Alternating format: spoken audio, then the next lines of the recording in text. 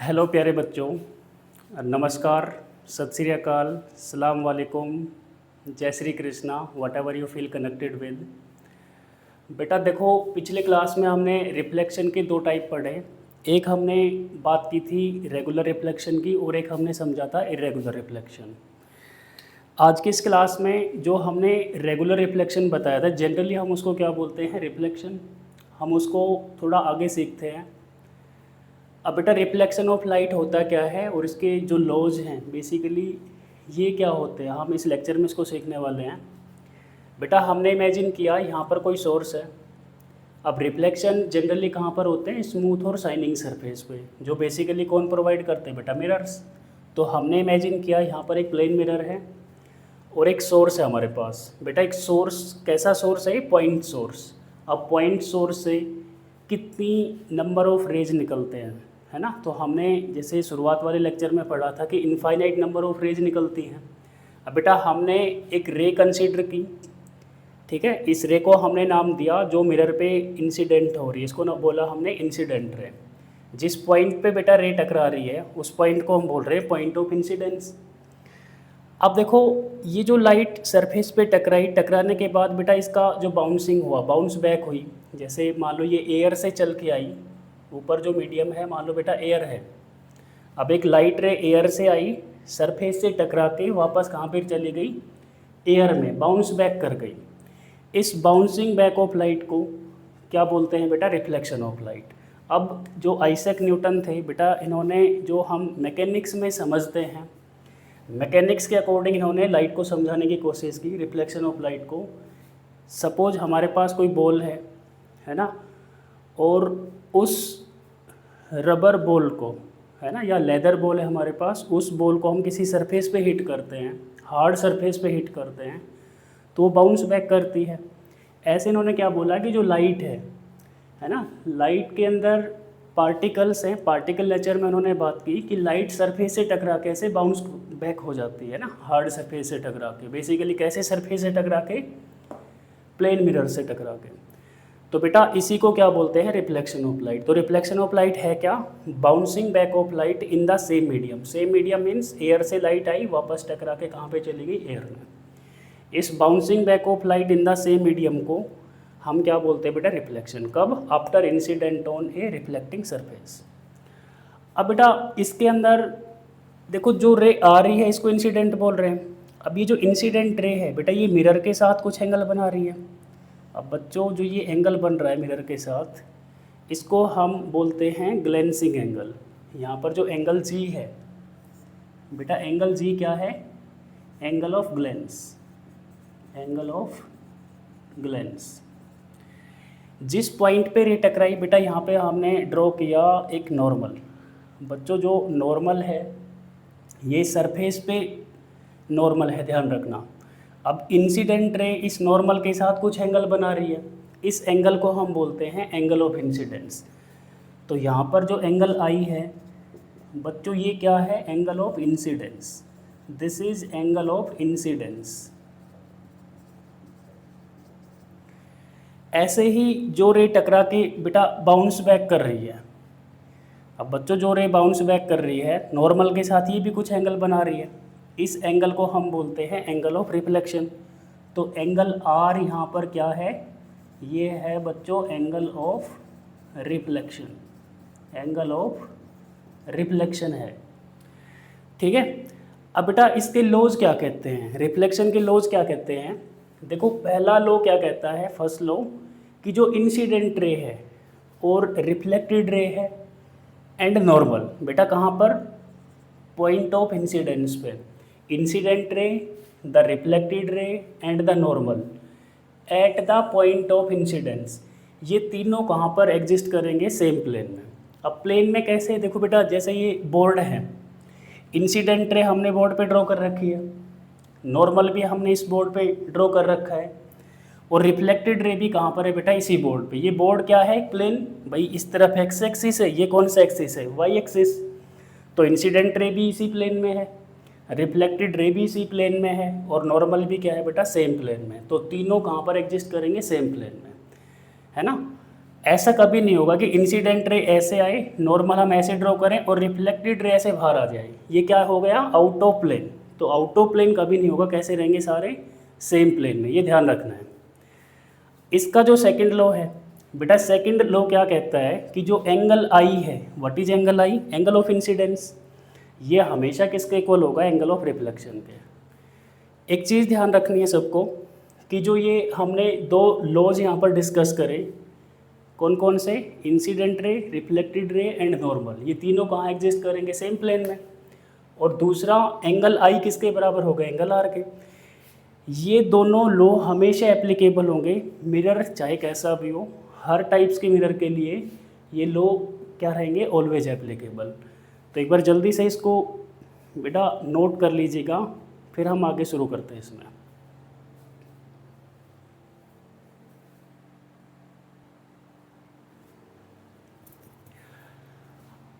हाँ तो बच्चों देखो, इसके बाद अगर हम बात करें प्लेन मिरर जो इमेज है वो कैसे बनाता है, तो उसके लिए हमें ऑब्जेक्ट क्या होता है, इमेज क्या होती है, इसकी नॉलेज होनी चाहिए। अब बेटा ऑब्जेक्ट की बात करें तो ऑब्जेक्ट हम किसको बोलते हैं, जो भी ऑप्टिकल डिवाइस है उस पर जो भी रे आ रही हैं वो बेटा एक कॉमन पॉइंट से आएंगी, है ना, उस इंटरसेक्टिंग पॉइंट को हम क्या बोलते हैं, ऑब्जेक्ट। मान लो ऑप्टिकल डिवाइस कोई मिरर हो सकता है, लेंस हो सकता है, या कोई ऑप्टिकल इंस्ट्रूमेंट हो सकता है।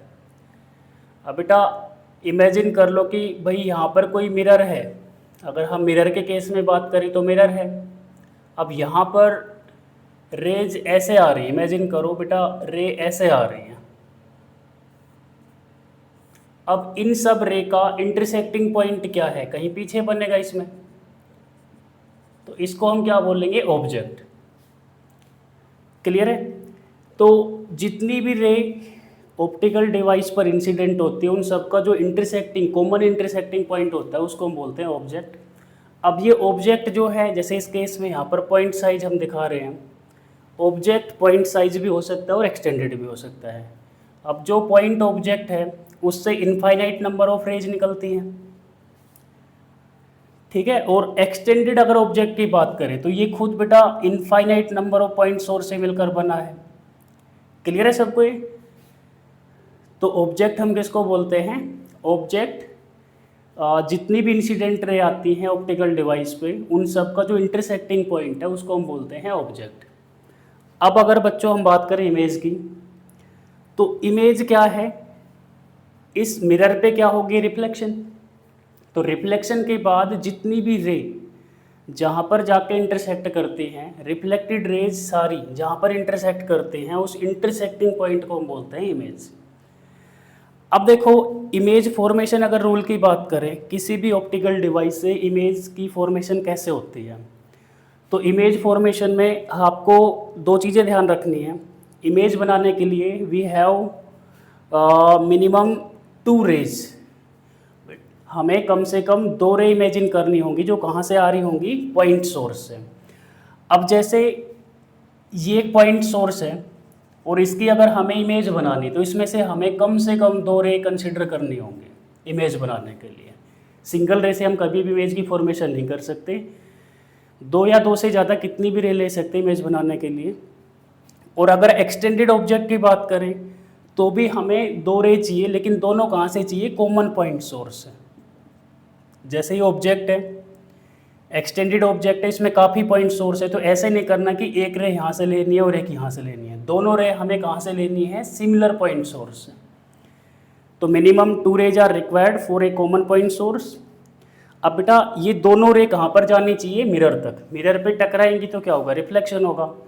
आफ्टर रिफ्लेक्शन अगर ये दोनों रे एक्चुअली मीट करती हैं, after reflection from optical device में बी मिरर और lens, if these rays actually meet then image कैसे बनेगी, रियल एंड इन्वर्टेड। तो ध्यान रखना, जब एक्चुअल में रिफ्लेक्शन के बाद रेज मीट करती हैं तो इमेज का नेचर कैसा होता है, रियल, और रियल इमेज हमेशा बनेगी इन्वर्टेड। इन्वर्टेड मीन्स ऑब्जेक्ट अगर हमारा ऐसे रखा है तो इसकी इमेज इन्वर्ट हो जाएगी, उल्टी हो जाएगी। वहीं पे अगर रिफ्लेक्शन के बाद जो रे हैं वो मिलती हुई अपीयर हों, प्रतीत हों। If these rays appears to meet after reflection then image formed is virtual and direct. तो इमेज कैसी बनेगी? आभासी इमेज बनेगी, वर्चुअल बनेगी। और जितनी भी वर्चुअल इमेज है वो कैसी बनती है? इरेक्ट। इरेक्ट मीन्स सीधी बनेगी, ठीक है। ऑब्जेक्ट ऐसा है तो इसकी इमेज भी ऐसे ही बनेगी, ये ध्यान रखना है। अब बेटा अगर हम एक प्लेन मिरर की बात करें तो प्लेन मिरर के अंदर इमेज फॉर्मेशन की क्या क्या प्रॉपर्टी होती है? इमेज बनेगी तो कैसे बनेगी, कितना दूर बनेगी? एक प्लेन मिरर कितनी नंबर ऑफ इमेजेस बना सकता है? अगर हम एक प्लेन मिरर की तरफ एक ऑब्जेक्ट को मूव करें तो उसकी इमेज की स्पीड कितनी होगी? ऐसी काफ़ी कैरेक्टरिस्टिक होती हैं एक प्लेन मिरर की इमेज की। तो प्रॉपर्टीज़ या characteristic of image formed by a plane mirror. पहली जो प्रॉपर्टी है इसमें ध्यान रखना कि जो डिस्टेंस है इमेज का, डिस्टेंस ऑफ इमेज कहाँ से? फ्रॉम मिरर, वो हमेशा रहेगा इक्वल किसके?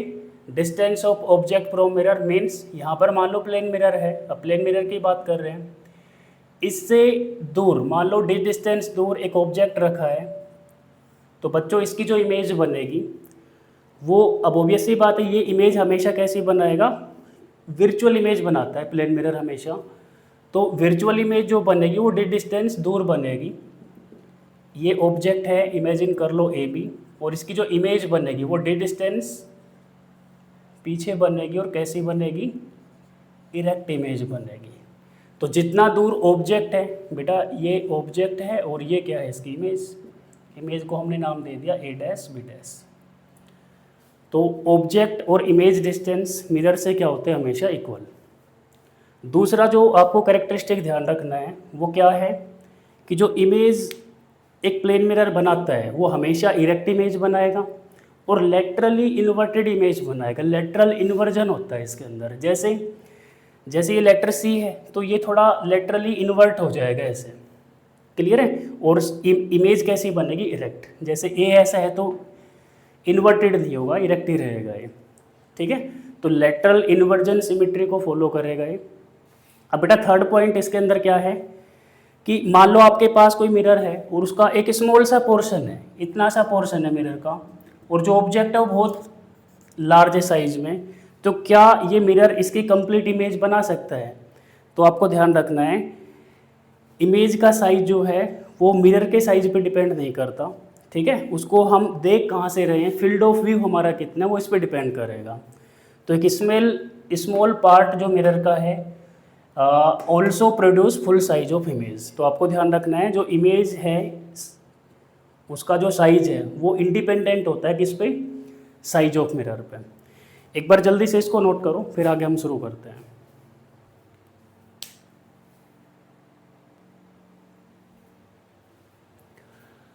हाँ बच्चों देखो, इसकी जो नेक्स्ट प्रॉपर्टी है कि जो इमेज एक प्लेन मिरर बना रहा है उसकी जो नेक्स्ट प्रॉपर्टी है वो क्या है कि जो इमेज बनेगी प्लेन मिरर से वो कैसे बनेगी? उसका साइज जो होगा वो सेम रहेगा जैसा ऑब्जेक्ट का साइज है ना। एक प्लेन मिरर सेम साइज की इमेज बनाता है, ये ध्यान रखना, कभी भी डिमिनिश्ड या मैग्नीफाइड इमेज नहीं बनाता है। अब देखो यहाँ पर अगर हम नंबर ऑफ इमेजेस की बात करें कि एक दो मिरर है और दोनों बेसिकली कुछ एंगल पे इंक्लाइंड है, उनके बीच में अगर हम किसी ऑब्जेक्ट को रखें तो कितनी नंबर ऑफ इमेज बनेंगी? सबसे पहले तो ध्यान रखना इस सिचुएशन में जो ऑब्जेक्ट बीच में रखा है कहीं पे, बेटा इसकी जितनी भी इमेज बनेंगी है ना वो एक सर्कल के सरफेस पे बनेंगी, और उस सरफेस का, सर्कल का जो सरफेस है इसका सेंटर क्या होगा? ये दोनों मिरर जहाँ पर मिल रहे हैं उनका इंटरसेक्टिंग पॉइंट, ठीक है। तो लिखा क्या है? An object is placed between two inclined mirrors. अगर एक ऑब्जेक्ट बेटा दो इंक्लाइंड मिरर के बीच में रखा है then several images are produced. अब इस ऑब्जेक्ट की काफ़ी इमेज बनेंगी है ना, ऑल ऑफ विच, जितनी भी इमेज बनेंगी वो सभी लाई ऑन ए सर्कल, वो बेटा एक सर्कल पे लाई करेंगी with centre of the circle located at the point. बेटा इस सर्कल का सेंटर कहाँ पर होगा? इंटरसेक्शन ऑफ टू मिरर्स, जहाँ पर दो मिरर इंटरसेक्ट कर रहे हैं वो पॉइंट क्या होगा? इस सर्कल का सेंटर। अब देखो बेटा जैसे ये ऑब्जेक्ट है इस मिरर से भाई इसकी डिस्टेंस ये है। अब हमने क्या पढ़ा है? हमने ये पढ़ा है कि प्लेन मिरर जितनी दूर ऑब्जेक्ट है उतनी दूर क्या बनाता है, इमेज। अब बेटा ऑब्जेक्ट इससे कुछ दूरी पे, सेम दूरी पे क्या बनाएगा, इमेज। तो जो इमेज बनेगी सर्कल पे बनेगी। अब बेटा इस ऑब्जेक्ट की इमेज ये बनी मान लो I1, ठीक है। ऐसे ही ये वाला मिरर बेटा यहाँ से कुछ दूरी पे है, इतनी ही दूर पीछे क्या बनाएगा, इमेज। तो देखेंगे तो इसकी जो इमेज बनेगी बेटा इस सर्कल पे ही बनेगी, इसको हमने नाम दे दिया I2। अब जो ये I2 इमेज बनी बेटा, ये इमेज इस वाले सरफेस के लिए, इस वाले मिरर के लिए ऑब्जेक्ट का काम करेगी, लेकिन कैसा ऑब्जेक्ट है, वर्चुअल। अब देखो यहाँ से कितना दूर है, हमने बोला कि ये वाली डिस्टेंस। अब इतनी ही दूर पीछे ये इमेज बनाएगा इसकी, तो बेटा इसकी इमेज कहाँ बनेगी, सर्कल पर। क्लियर है। ऐसे बेटा इस ये जो इमेज I1 है, मान लो ये फर्स्ट सरफेस है, ये सेकंड मिरर है। जो इमेज I1 है पहले मिरर ने बनाई है, ये इमेज बेटा सेकंड मिरर के लिए किसका काम करेगी, ऑब्जेक्ट का। अब इस सेकंड मिरर से ये कितना दूर है बेटा, इसका अगर हम परपेंडिकुलर डिस्टेंस देखें तो ये वाला डिस्टेंस है। अब इतनी ही दूर पीछे क्या बनाएगा, ये इमेज। तो इसकी इमेज बनेगी तो कहाँ पर बनेगी, सर्कल पर। तो जितनी भी इमेज की फॉर्मेशन होगी वो सारी बेटा इस सर्कल पे ही बनते जाएंगी। अब एक चीज़ ध्यान रखना, अगर ऑब्जेक्ट बिल्कुल इनके बाइसेक्टिंग पॉइंट पे है, बाइसेक्टर पे रखा है, बिल्कुल बीच में है, तो जो नंबर ऑफ इमेज बनेंगी उसके लिए हम एक फॉर्मूला यूज़ करते हैं। वो फॉर्मूला है बेटा 360/θ-1। कब, इफ़ ये जो वैल्यू है ये कैसी मिले हमें, इवन। इफ़ 360/θ कैसा है, इज़ इवन। और बेटा नंबर ऑफ जो इमेज फॉर्म है, कितनी इमेज बनेगी, अगर ये ओड बने, ये वाला नंबर है ना, थीटा क्या है, दोनों के बीच का एंगल, इस एंगल को हम थीटा बोल रहे हैं, बाइसेक्टिंग एंगल को। अगर बेटा ये वैल्यू हमें कैसी मिले, ओड, अगर 360/θ कैसा मिले, ओड, देन जो नंबर फॉर्म्ड हैं वो कितने होंगे बेटा, 360/θ। जो आएगी वही वैल्यू क्या होगी, total number of image formed की। क्लियर है। अब इसमें देखो छठा पॉइंट जो है, ये पॉइंट क्या कह रहा है, अगर हमारे पास देखो ये मिरर रखा हुआ है बेटा, इस मिरर के सामने एक ऑब्जेक्ट है, इसको हमने थीटा एंगल है ना, क्लॉकवाइज हमने इसको थीटा एंगल घुमाया, तो इमेज का जो रोटेशन है वो सेम एंगल पे रहेगा, लेकिन कैसा सेंस रहेगा, एंटी क्लॉकवाइज। तो हमने क्या लिखा है यहाँ पर, if an object is rotated by an angle theta. अगर एक ऑब्जेक्ट को बेटा थीटा एंगल पे रोटेट करें, ऐसे रोटेट करेगी, मान लो इस सर्कल में घूम रहा है, तो इमेज भी बेटा रोटेट करेगी सेम एंगल से, बट ध्यान क्या रखना है, अपोजिट डायरेक्शन में क्या करेगी, रोटेट। क्लियर है। इसको एक बार नोट करो जल्दी से, फिर हम आगे करते हैं बेटा।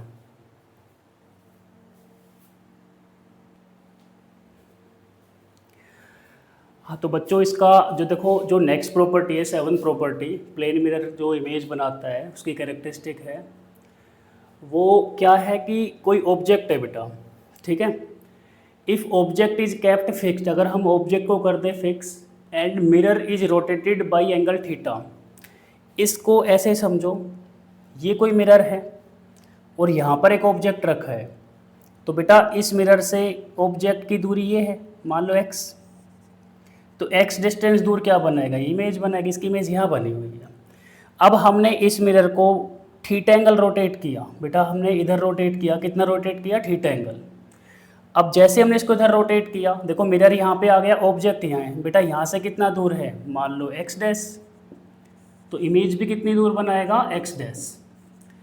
अब थीटा एंगल हमने जब मिरर को रोटेट किया तो इमेज का जो रोटेशन हुआ वो कितना हुआ, 2θ। ये ध्यान रखना, जब हम एंगल मिरर को जब हम रोटेट कर दें थीटा एंगल से, तो इमेज का जो शिफ्टिंग होगा वो कितना होगा, 2θ angle, twice of that rotation. वही वर्ड्स में लिखा है बच्चों, if object is kept fixed, अगर ऑब्जेक्ट को हम फिक्स रखें, इसको हम रोटेट नहीं कर रहे हैं, हम मिरर को रोटेट कर रहे हैं, and mirror is rotated by an angle theta, then image produced by this mirror will rotate by twice the angle of rotation of the mirror in the same direction। बेटा same direction में rotation हो रहा है, जैसा mirror का rotation हो रहा है, उसी रोटेशन, वही सेंस ऑफ रोटेशन किसका है, इमेज की डायरेक्शन का, ठीक है। लास्ट इसकी जो प्रॉपर्टी है वो है बेटा स्पीड से। हमारे पास एक मिरर है बच्चों, और हम एक ऑब्जेक्ट को, बेटा मिरर हमने कर रखा है फिक्स, ये जो मिरर है हमारे पास ये फिक्स है, हमने यहाँ पे रोक रखा है इसको, और हम ऑब्जेक्ट को v वेलोसिटी से इसकी तरफ मूव कर रहे हैं। तो इसकी इमेज जो है बेटा, इमेज मिरर की तरफ मूव करेगी। देखो जैसे जैसे हम ऑब्जेक्ट को आगे लेके जाएंगे ऑब्जेक्ट डिस्टेंस कम होते जाएगी। अब हमें पता है ऑब्जेक्ट डिस्टेंस और इमेज डिस्टेंस प्लेन मिरर में क्या होता है सेम। तो जैसे जैसे v वेलोसिटी से ऑब्जेक्ट आगे आएगा, मिरर की तरफ जाएगा, इमेज भी v वेलोसिटी से इसकी तरफ आएगी, लेकिन अपोजिट डायरेक्शन में। तो वेलोसिटी का मैग्नीट्यूड सेम रहेगा बट डायरेक्शन क्या रहेगी, अपोजिट।